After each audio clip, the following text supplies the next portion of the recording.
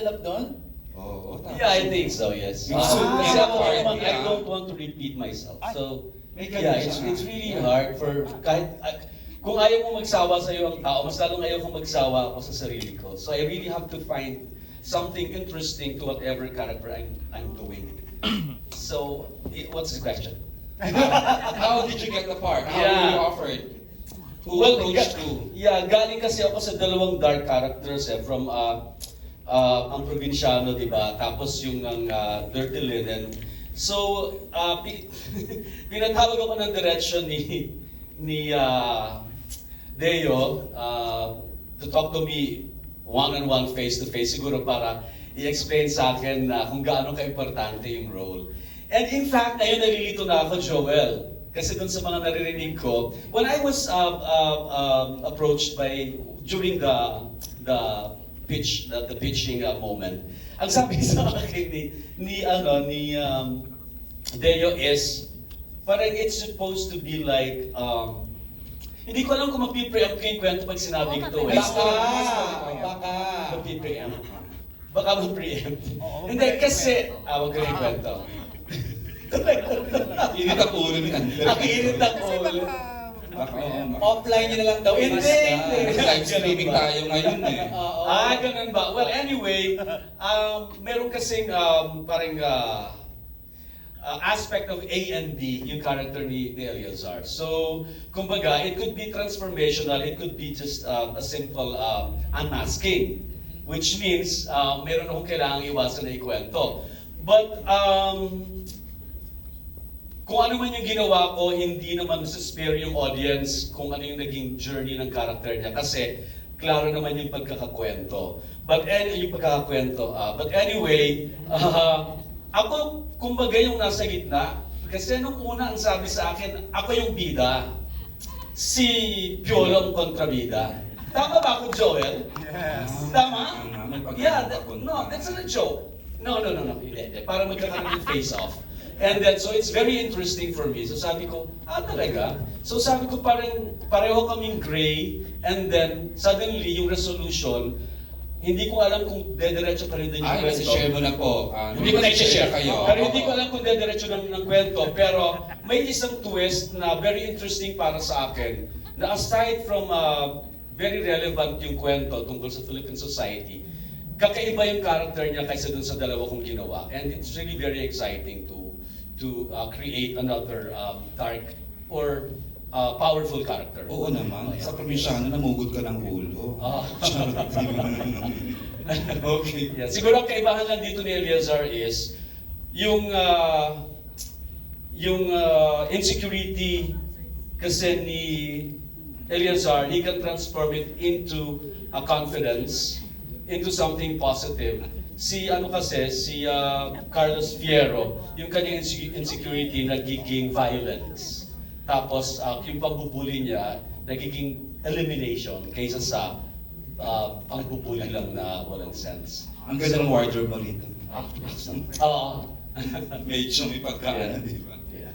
Alright, thank you, sir. And of course, you cannot say no to Deo. Of course. And of course, Tito Pip. Specifically mentioned ka ni Piolo during the vlog on how you delivered. Kasi kayo most of the scenes na magkasama, di ba? Anyway, itutuloy ko na yung kwento ni John para magkaalam-alam na tayo. Ay, wag na. Hindi mo pwede. No, really, no, kidding aside, I have been invited by Dreamscape to do a lot of characters and well, looking back at it, di ba, hindi ko na makakalain na this time na invite nila ako to explain and to invite me nga for this character. Hindi ko akalaing last time na pala kaming magkakausap ni Deo. Di ba? In retrospect, when you look back at it, parang who would have thought na last time na pala sama sila Rondel. And nung pinaliwanag pa lang nila sa akin, natarantana ako kasi parang binanggit nila yung casting. Nag-umpisa kami usapan, umaga, gabi na, hindi pa kami tapos magkwentuhan ko ilan ng tao kasama rin dito sa palabas na ito, di ba? Tapos gusto ko yung nabanggit din ni Piolo na nabanggit nilang 100 episodes, kaya Medyo ba't naman ako masayang tatanggi, Pasko, di ba? masayang Pasko. Di ba? Sino ba naman ako para tumanggi, para masayang Pasko? Sabi nga ni Direk. No, but kidding aside, the beautiful thing about this is when you work with such a big cast and such a talented cast, mas na-challenge ka to create your character, di ba? To be able to present your character. Kasi, ako, galing na ako sa dark, puro dark nga ako eh. Lagi na ako dark, so now the challenge is getting May heavy. peg ka doon, without ganyan, without... Nakalakot na lang. Doon na lang, Wag na lang. yung tinulong lang nila, binigay lang nila sa akin yung baston. Powerful. Bahala ka kung anong gusto mong gawin. Matakot. Yeah. So, yun. And then of course, malaking bagay talaga yung mga artista na katrabaho mo. They're the ones who pushes you eh. Naitutulak ka kung artista ka man. Naitutulak ka to try and bring out the best of what you can come up with. Kasi kung hindi, malulunod ka eh. Ang gagaling ng mga artista na katrabaho mo eh. Ang gagaling din naman ng mga direktor, di ba? Oh, di ba? Hindi, talaga. And even the young ones, di ba? Isipin mo, at my age, 36, nakakatrabaho. Wow! Oh! Mga kaibigan ko sa press, alam niya kung sinungaling ako, di ba? But kidding aside, really, when you look at this, series, talagang totoo yung plug namin. This is, I think, the biggest teleserye that has been conceptualized, and I think we really have to work hard for it hanggang sa dulo, hanggang sa kadulo-duluhan talagang we are going to give it our all. At MG, considering how stellar they are, wala akong narinig ni isang reklamo. In the past, ang dami, no? Hindi ko Anong na- reklamo yan? Ba't ibang level yung professional? Napasad lang si Carl de la Mers. Hindi nakarating sa akin, MJ. Si Carl, ano yan? Ayan na, may gusto sabihin si Direk Anton. Direk, ano yan, Direk? Ikaw may reklamo, direct. Ikaw, 3 decades ka ng director. Ay, wow. Share. Oh. Hiyang-hiya naman. Kung 30 years ka na, no? Bata pa lang ako, EJ ka na. Wow! Direct, seriously, yung sinasabing ang low maintenance ng cast mo na walang kahirap-hirap silang katrabaho. Di ba kasama yung mga bata? Lumol show na sila, wag natin silang Okay, pakialaman ganito. ito. Etong batch na to, Diba? okay to. Walang kahirap Biggest sila. mo to eh. Oo. Ngayon yung nauna, kanina. Hindi tayo doon nagpunta eh. Eto wala itong kahirap-hirap. Sino siya? Lahat to. Oo. Maayos to lahat. Diba? Oh, pero Mas yung si nauna, Jeremiah? oh, yung galing-galing ni Jeremiah. Ito naman, Sure. favorite ko yun. Favorite ko yun si Jeremiah. Wow. Mukhang yun. Oh, so wala ka reklamo.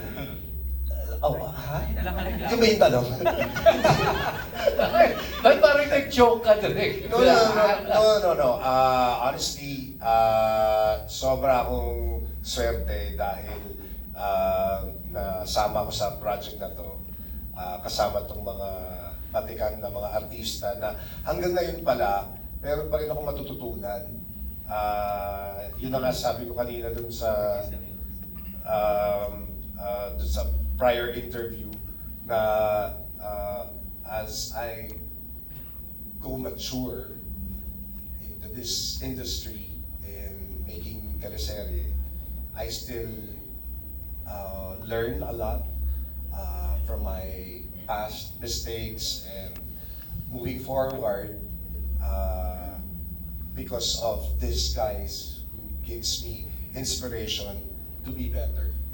That's all. Thank you. Thank you, Direk Anton. Naging Okay, seryoso. last na for the director's Bumaba part. yung ha? poses. Okay, we have 15 minutes left. I Kasi know. kailangan Direk mag-start Rico. yung mojo sa baba. Kasi Direk Rico known sa mga teen drama eh.